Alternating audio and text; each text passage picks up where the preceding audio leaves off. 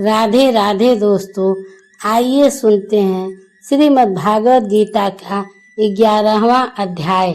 अर्जुन बोले, हे भगवान, केवल मुझ पर कृपा करने के लिए ही आपने जो परम गोपनीय आध्यात्मिक बात कही, सबके मूल में मैं हूँ, उससे मेरा मोह चला गया है। हे कमल नयन, मैंने आपसे संपूर्ण प्राणियों की उत्पत्ति और प्रलय की बातें सुनी तथा आपका अविनाशी महात्म्य भी विस्तार से सुना। अब तुम और क्या चाहते हो? हे पुरुषोत्तम, आप अपने को जैसा कहते हैं, बात वास्तव में ठीक ऐसी ही है। हे परमेश्वर, मैं अब आपका वह परम ऐश्वर्य रूप देखना चाहता हूँ, जिसके एक अंश में अनंत कोटि ब्रह्मांड व्याप्त है। परंतु हे प्रभु, मेरे द्वारा आपका वह परम ऐश्वर्य रूप देखा जा सकता है क्या? ऐसा अगर आप मानते हैं तो हे योगेश्वर, आप अपने उस अविनाशी स्वरूप को मुझे दिखा दीजिए ना। भगवान बोले, हे पार्थ, तू मेरे एक रूप को ही क्यों, मेरे सैकड़ों हजारों रूप को भी देख, जो कि दिव्य है, अनेक प्रकार के हैं, अनेक रंगों के हैं और अनेक तरह के आकृतियों के हैं। और क्या देखूं भगवान? हे भारत, तू आदित्यों को, वसुओं को, रुद्रों को, अश्वनी कुमारों को तथा मारुतों को भी देख। जिन रूपों को तू पहले कभी नहीं देखा, ऐसे बहुत से आश्चर्यजनक रूप को भी तू देख। मैं कहाँ देखूं? हे नींद से जीतने वाले अर्जुन, मेरे इस शरीर के किसी भी एक अंश में चराचर सहित संपूर्ण जगत को तू देख। अगर इसके सिवाय तू और कुछ भी देखना चाहता है तो वह भी तू देख। आप तो बार बार तू देख ऐसा कह रहे हैं, पर मुझे वह नहीं दिख रहा है। कैसे देखूं? भैया, तू अपने इस चर्म चक्षु से मुझे नहीं देख सकता। मैं तुझे दिव्य चक्षु देता हूँ, इससे तू मेरी ईश्वर संबंधी सामर्थ्य को देख। ऐसा कहकर भगवान ने क्या किया संजय बोले, हे राजन, ऐसा कहकर महायोगेश्वर भगवान श्री कृष्ण ने अर्जुन को अपना परम ऐश्वर्यमय रूप दिखाया। किस तरह का रूप दिखाया? जिसके अनेक मुख हैं और नेत्र हैं, अनेक तरह के अद्भुत दर्शन हैं, अनेक दिव्य गहने हैं और जिनके हाथों में अनेक तरह के दिव्य अस्त्र शस्त्र उठा रखे हैं, अनेक दिव्य मालाएं और दिव्य वस्त्र धारण कर रखे हैं, शरीर पर अनेक दिव्य चंदन आदि लगा रखे हैं। ऐसे सर्वथा आश्चर्यमय और चारों तरफ मुख वाले अपने अनंत रूप को दिखाया। और रूप आश्चर्यमय क्यों था संजय? यदि आकाश में हजारों सूर्य एक साथ उदय हो जाए तो भी उन सबका प्रकाश मिलकर उस विशाल रूप के प्रकाश के सामने कुछ भी नहीं है। अर्जुन ने वह रूप कहाँ देखा? अर्जुन ने देवों के देव भगवान के शरीर के एक अंश में संपूर्ण संसार को अनेक विभागों से युक्त देखा। उस रूप को देखकर अर्जुन ने क्या किया संजय? भगवान के उस विश्व रूप को देखकर अर्जुन बहुत आश्चर्यचकित हुए और उनके रोंगटे खड़े हो गए। वे हाथ जोड़कर और सिर झुकाकर प्रणाम करते हुए विश्व रूप भगवान की स्तुति करने लगे। अर्जुन क्या बोले संजय? अर्जुन बोले, हे देव, मैं आपके शरीर के संपूर्ण देवताओं को, प्राणियों के विशेष विशेष समुदायों को, कमलासन पर बैठे हुए ब्रह्मा जी को, कैलाश पर विराजमान शंकर को, संपूर्ण ऋषियों को तथा दिव्य सर्पों को देख रहा हूँ। हे विश्वरूप, हे विश्वेश्वर, मैं आपके अनेक हाथ, पेट, मुख, नेत्र वाला तथा सब ओर से अनंत रूप वाला देख रहा हूँ। मैं आपके आदि, मध्य और अंत को भी देख रहा हूँ। मैं आपको सिर पर मुकुट तथा हाथों में गदा, चक्र, शंख और पद्म धारण किए हुए, तेज का समूह, सब तरफ प्रकाश करने वाला, देदीप्यमान अग्नि और सूर्य के समान कांति वाले नेत्रों से कठिनता से देखे जाने योग्य सब तरह से अप्रमेय स्वरूप को देख रहा हूँ। हे नाथ, आप ही जानने योग्य परम अक्षर ब्रह्मा हैं। आप ही संपूर्ण विश्व के परम आधार हैं और आप ही सनातन धर्म की रक्षा करने वाले सनातन पुरुष हैं। ऐसा मैं मानता हूँ। केवल मानते ही हो या देख भी रहे हो अर्जुन? मैं आपको आदि मध्य और अंत से रहित अनंत प्रभावशाली अनंत भुजाओं वाले चंद्र और सूर्य रूप नेत्रों वाले प्रज्वलित अग्नि के समान मुखों वाले और अपने तेज से संपूर्ण संसार को संतृप्त करते हुए देख रहा हूँ। हे महात्मन, यह स्वर्ग और पृथ्वी के बीच का अंतराल और दिशों दिशाएं आप में ही परिपूर्ण हो रही हैं। आपके इस अद्भुत और उग्र रूप को देखकर तीनों लोग व्यथित हो रहा है। अहो, यही देवताओं के समुदाय जो मैंने पहले स्वर्ग में देखे थे आप में प्रविष्ट हो रहे हैं। उसमें से कई तो भयभीत होकर हाथ जोड़े हुए आपके नामों का गुणगान कीर्तन कर रहे हैं। महर्षियों और सिद्धों के समुदाय कल्याण हो, मंगल हो, ऐसा कहकर उत्तम उत्तम स्रोतों द्वारा आपकी स्तुति कर रहे हैं। जो रुद्र, आदित्य, वसु, साध्यगण, विश्वदेव, अश्विनी कुमार, मरुदगण, पितर, गंधर्व, यक्ष, असुर और सिद्धों के समुदाय हैं, वे सभी आश्चर्यचकित होकर आपको देख रहे हैं। हे महाभागो, आपके अनेक मुखों और नेत्रों वाले, अनेक भुजाओं वाले, अनेक जंघाओं वाले और चरणों वाले, अनेक उदरों वाले तथा अनेक विकराल दाढ़ों वाले महान रूप को देखकर सब प्राणी भयभीत हो रहे हैं तथा मैं भी भयभीत हो रहा हूँ। हे विष्णु, अनेक प्रदीप्त वर्ण वाले, आकाश को स्पर्श करने वाले, फैलाए हुए मुख वाले तथा प्रदीप्त और विशाल नेत्रों वाले आपके दिव्यान रूप को देखकर भीतर से भयभीत हुआ मैं धैर्य और शांति नहीं पा रहा हूँ। आपके प्रलय काल की अग्नि के समान प्रज्वलित और दाढ़ों के कारण भयानक मुखों को देखकर मुझे न तो दिशाओं का पता लग रहा है और न ही शांति मिल रही है। इसलिए हे देवेश, हे जगत निवास, आप प्रसन्न होइए। आपके पक्ष के मुख्य योद्धाओं के सहित भीष्म, द्रोण और कर्ण भी आप में प्रविष्ट हो रहे हैं। राजाओं के समुदाय के सहित धृतराष्ट्र के वे सब के सब पुत्र आपके विकराल दाढ़ों के कारण भयंकर मुखों में बड़ी तेजी से प्रवेश कर रहे हैं। उनमें से कई एक तो चूर्ण हुए सिरों सहित आपके दांतों के बीच में फंसे हुए दिख रहे हैं। जैसे नदियों के बहुत से जल के प्रवाह स्वाभाविक ही समुद्र की तरफ दौड़ते हैं, ऐसे मनुष्य लोग के वे भीष्म, द्रोण आदि महान सूरवीर आपके प्रज्वलित मुखों में प्रवेश कर रहे हैं।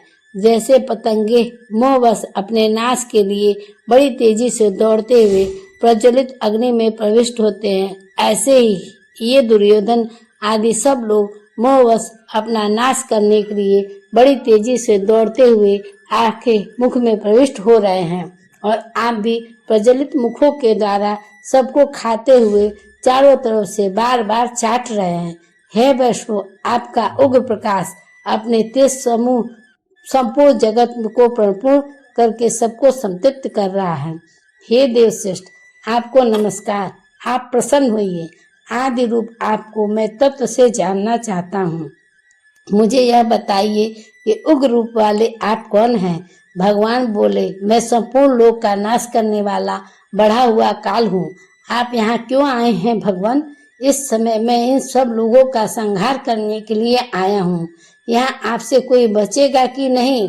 तेरे प्रतिपक्ष में जितने योद्धा खड़े हैं वे सब तेरे युद्ध किए बिना नहीं रहेंगे। वे सब के सब मेरे द्वारा पहले से ही मारे हुए हैं। इसलिए तू युद्ध के लिए खड़ा हो जा और यश को प्राप्त कर तथा शत्रुओं को जीतकर धन्य धान से संपूर्ण राज्य को प्राप्त कर। तो फिर मुझे युद्ध करने की क्या जरूरत? हे सभ्यचित सचिन, तू केवल निमित्त मात्र बन जाए। परंतु महाराज भीष्म, द्रोण, जयद्रथ, कर्ण आदि सूरवीरों पर विजय कैसे होगी? भीष्म, द्रोण, जयद्रथ, कर्ण तथा और भी जितने सूरवीर हैं वे सब मेरे द्वारा पहले से ही मारे हुए हैं। उन मेरे द्वारा मारे हुए सूरवीरों को ही तू मार। अतः तू भयभीत मत हो और युद्ध कर। युद्ध में तू संपूर्ण शत्रुओं को जीतेगा। इसके बाद क्या हुआ संजय?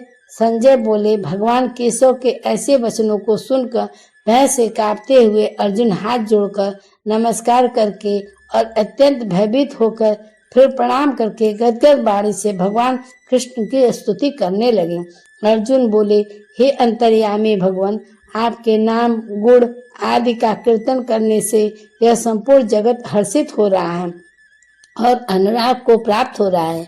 आपके नाम गुण आदि के कीर्तन से भयभीत होकर राक्षस लोग दसों दिशाओं में भाग रहे हैं और सिद्धों के समुदाय आपको नमस्कार कर रहे हैं। यह सब होना उचित ही है। यह सब उचित क्यों है अर्जुन? क्योंकि आप अत्यंत संपूर्ण देवताओं के मालिक हैं और इस जगत के आधार हैं। आप अक्षर रूप हैं और आप ही सत हैं और असत भी आप ही हैं। सत असत से भी पर जो कुछ है वह आप ही है। हे महात्मा, आप गुरुओं के भी गुरु और ब्रह्मा को भी उत्पन्न करने वाले हैं। ऐसे आपके लिए ये सिद्धों का समुदाय नमस्कार क्यों नहीं करे? आप ही आदि देव और पुराण पुरुष हैं। आप ही इस संसार का परम आधार हैं। आप ही सबको जानने वाले और जानने योग्य हैं। आप ही सबके परम गंतव्य स्थान हैं और अनंत रूप आपसे ही संपूर्ण संसार व्याप्त है। आप ही वायु, यमराज, अग्नि, वरुण, चंद्रमा, प्रजापति, पितामह, ब्रह्मा के भी पिता, इसलिए आपको हजारों बार नमस्कार हो और फिर भी आपको बार बार नमस्कार हो। हे स्वर्ग, आपके सामने से नमस्कार हो, पीछे से नमस्कार हो, सब तरह से नमस्कार हो। हे अनंत वीर, आप अमित विक्रम वाले हैं। आपने संपूर्ण संसार को व्याप्त कर रखा है, अतः सब कुछ आप ही हैं। हे भगवान, आपकी इस महिमा और स्वरूप को मैं न जानते हुए भी मैंने आपको सखा मानकर प्रमाद से अथवा प्रेम से बिना कुछ सोचे समझे हे कृष्ण, हे यादव, हे सखी, इस प्रकार जो कुछ कहा है, और हे अच्युत, चलते फिरते, सोते जागते, उठते बैठते, खाते पीते समय में अकेले अथवा उन सखाओं कुटुंबियों आदि के सामने मैंने हंसी दिल लगी से आपका जो तिरस्कार किया है, उसके लिए मैं अपरमेय स्वरूप आपसे क्षमा मांगता हूँ। आप ही इस चराचर जगत के पिता हैं, आप ही पूजनीय हैं और आप ही गुरुओं के महान गुरु हैं। हे असीम प्रभाव वाले भगवान, इस लोकी में आपके समान भी दूसरा कोई नहीं है, फिर आपसे अधिक तो कोई हो ही नहीं सकता। इसलिए शरीर से लंबा पढ़कर स्तुति करने योग्य आप ईश्वर को मैं प्रणाम करके प्रसन्न करना चाहता हूँ। जैसे पिता पुत्र के, सखा के और पति पत्नी के तिरस्कार को सह लेते हैं, ऐसे ही हे देव, आप मेरे द्वारा किए गए तिरस्कार को सह लीजिए। ठीक है भैया, अब तुम क्या चाहते हो? आपके ऐसे अपूर्व रूप को देखकर मैं हर्षित भी हो रहा हूँ और साथ ही साथ भय से मेरा मन व्याकुल हो रहा है। अतः हे देवेश, हे जगन निवास, आप प्रसन्न होइए और अपना वही देव रूप विष्णु रूप दिखाइए, जो सिर पर मुकुट धारण किए हुए और हाथों में गदा, चक्र, शंख और पद्म लिए हुए हैं। मैं अब आपके उसी रूप को देखना चाहता हूँ। हे सहस्त्रभागो, हे विश्वमूर्ति, आप उसी चतुर्भुज रूप से प्रकट हो जाइए। भगवान बोले, हे अर्जुन, मैंने बहुत प्रसन्न होकर अपने सामर्थ्य से तुझे अत्यंत श्रेष्ठ तेजोमय सबका आदि और अनंत विश्व रूप दिखाया, जिसको तुम्हारे सिवाय पहले किसी ने नहीं देखा है। आपके इस विश्व रूप को मनुष्य किस साधन से देख सकता है भगवान? किसी भी साधन से नहीं। हे कुरु प्रवीर, मनुष्य लोक में तुम जैसे कृपा पात्र के सिवाय इस तरह के रूप को कोई विद्याध्ययन, यज्ञ, दान, उग्र तपस्या और बड़ी बड़ी क्रियाओं से भी नहीं देख सकता है। परंतु भगवान, इस समय तो मैं आपके घोर रूप को देखकर बहुत भयभीत हो रहा हूँ। क्या करूँ भैया? मेरा ऐसा घोर रूप देखकर तुझे भयभीत तो नहीं होना चाहिए और अपने मन में विमूढ़ भाव मोह भी नहीं आने देना चाहिए। अब तू भय रहित और प्रसन्न मन वाला होकर मेरे उसी रूप को फिर देख। ऐसा कहकर भगवान ने अर्जुन को कौन सा रूप दिखाया संजय बोले। ऐसा कहकर भगवान वासुदेव ने अर्जुन को अपना चतुर्भुज रूप दिखाया। फिर भगवान ने पुनः स्वभ्य रूप द्विज रूप होकर भयभीत अर्जुन को आश्वासन दिया। अब तो तुम्हारा भय दूर हो गया न अर्जुन? अर्जुन बोले, हे जनार्दन, आपके इस सभ्य मनुष्य रूप को देखकर अब मैं स्थिरचित हो गया हूँ और अपनी स्वाभाविक स्थिति में आ गया हूँ। भगवान बोले, तुमने मेरा यह चतुर्भुज रूप देखा है, इसके दर्शन अत्यंत ही दुर्लभ हैं। देवता लोग भी इस रूप को देखने के लिए नित्य ललायित रहते हैं। तुमने मुझे जैसा देखा वैसा मैं वेदों से, तप से, दान से और यज्ञ से भी नहीं देखा जा सकता। तो फिर आप कैसे देखे जा सकते हैं? हे शत्रुतापन अर्जुन, इस प्रकार चतुर्भुज वाला रूप वाला मैं अनंत भक्ति द्वारा ही देखा जा सकता हूँ। केवल देखा ही नहीं जा सकता, प्रयुक्त तत्व से जाना भी जा सकता हूँ और प्राप्त भी किया जा सकता हूँ। वह अनंत भक्ति कैसी होती है भगवान? हे पांडव, सब कर्मों को मेरे लिए करना, मेरे ही परायण होना, मेरा ही भक्त होना, आसक्ति रहित होना और किसी भी प्राणी के साथ बैर न रखना। ऐसी भक्ति से युक्त भक्त मुझे ही प्राप्त होता है। जय श्री कृष्ण, जय श्री कृष्ण। इस तरह से 11वां अध्याय समाप्त हुआ। ऐसे ही भक्ति से जुड़ी बातों को जानने के लिए हमारे चैनल को सब्सक्राइब करें और घंटी का बटन दबा दें। अगर वीडियो पसंद आए तो उसे लाइक जरूर करें। बाबा भोलेनाथ की कृपा दृष्टि आप पर सदैव बनी रहे। हर हर महादेव की जय।